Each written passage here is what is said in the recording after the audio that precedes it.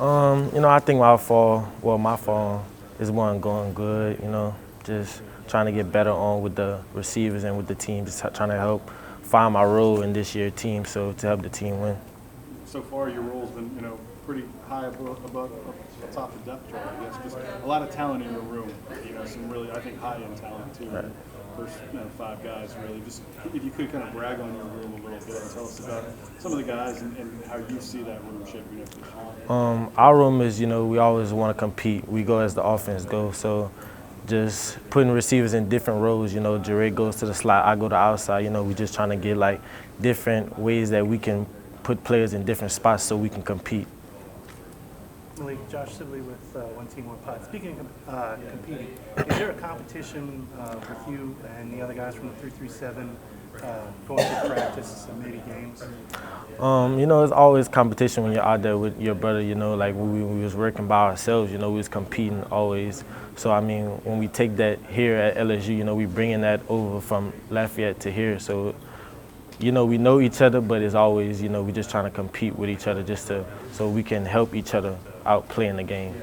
Malik, Jacques, do you say WAFB in Baton Rouge? Are there 2 Maliks, the one off the field and the one on the field? Because right now you're kind of a soft-spoken guy. When you get on that field, there's some talking, right? Oh yeah, it's always when I feel like I made a good play, I want to let the energy out. I want the energy to be known that, I'm not here to play, I'm here to compete, always. In the spring, when you were running some one-on-ones with some of those new guys like Boucher and Brooks, you say, hey, it's going to take you a while, Do you make those guys better too? Always. They make me better every day, me and Greg go at it every day, He's making me better as a player. I'm making him better, We compete at the highest level. So I say when we go at practice, always we're going 100%.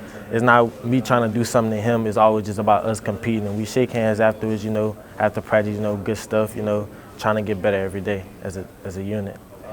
What does Coach Hankton bring to the table for y'all? Coach Hakes brings energy, a lot of energy. He's always on 10 when he come out. So he help us get our energy flowing in practice. Because if he helping us get our energy, we can stay focused through practice to have our energy stable up.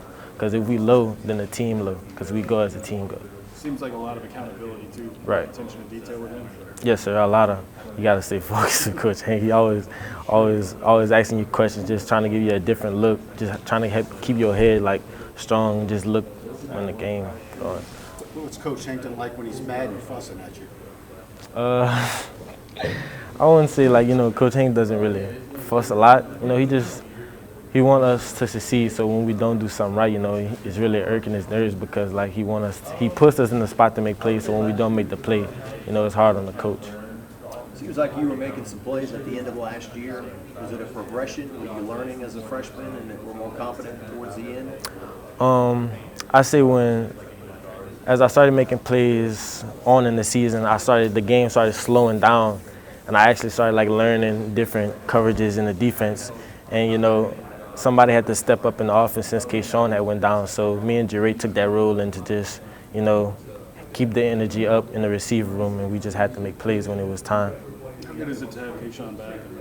What kind of leadership does he provide in that room? It's good to have Kayshawn back. We need Kayshawn on the outside, just to have that spot. And he takes defenses around because, they have to look around. So just having him back, he took the role of accountability, being a leader with number 7. So, him being a leader, when we see him do something right, he always energizing the receivers to go harder. Does he have an accent? Nah. I don't know. I guess I'm used to him because we're around the same area. Yeah. How many of these wide receivers are interchangeable, do you feel like? We throw these 4 out, we throw these 5 out, nothing changes, no drop-off. Is that the way you look at it? Yeah, we always have to have another person in the same spot, just to compete at the high level.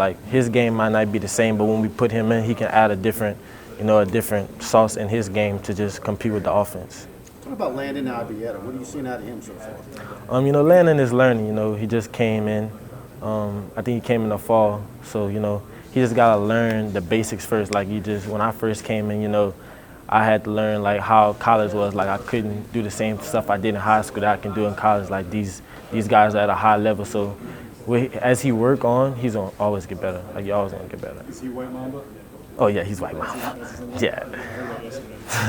Coach Denbrock was talking yesterday about maybe defenses because the wide receivers are so good. They may be keying in on you guys, and that may open up some things for like John Emery and Noah Kane, your running backs in the passing game. How do you think those guys can handle, catching the ball? Oh, I think they've been working on their hands like pretty lately. Like me and John and Jack go work on the jugs. Like their hands pretty good to say they're running backs, and that's not taking any offense to their hands as running backs. Brian Thomas, he's so quiet, right? I mean, like, is he a part of the room? Is he different from the room? And what do you think this could be his breakout? I don't know. Brian, outside he may be quiet, but when he's in the room, he's pretty talkative. Like everybody has a different personality when they get in front of like a room. So he's pretty quiet, but when he's out with like his friends or like the receivers, he's pretty talkative. And what about his year, I guess? What do you see in his game? Well, I see his game. I think we're all gonna have a breakout. Like we're gonna rotate so much. So guys are able to make plays like different areas. So it's gonna be good for them. How much do you like this new offense that you guys have? The offense, I would say, is similar to last year, but it's really different. Certain signals are different. It's the same thing. Like we bring up film from last year that we ran, but it was just called different. So, and certain stuff are added that was different from last year. But this offense I think, is pretty good. I feel like the coaches did a good job of like meshing the two so y'all would understand it. Right. Yes, sir. We take stuff from Coach Denbrock, Coach Hank, Coach Kelly offense. We all added into one. How much does a game like Florida State, that kind of opponent, that kind of setting, and the game on that night, create some urgency for you guys? I said that again, I can hear you. How does a game like Florida State in the Superdome, nationally televised, only game that day, create urgency every practice? It's gonna be the only game on, so like everybody's gonna be keen on that game. So we have to come out like ready with urgency. Like we just can't play around. You can't come out slow.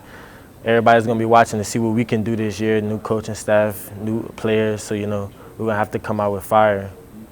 You've never been to Superdome before, huh? Nah, I never been. I wanted to go in high school, but just never had the time to go play. So this one's gonna be an experience for me, and I'm ready for it. Thanks.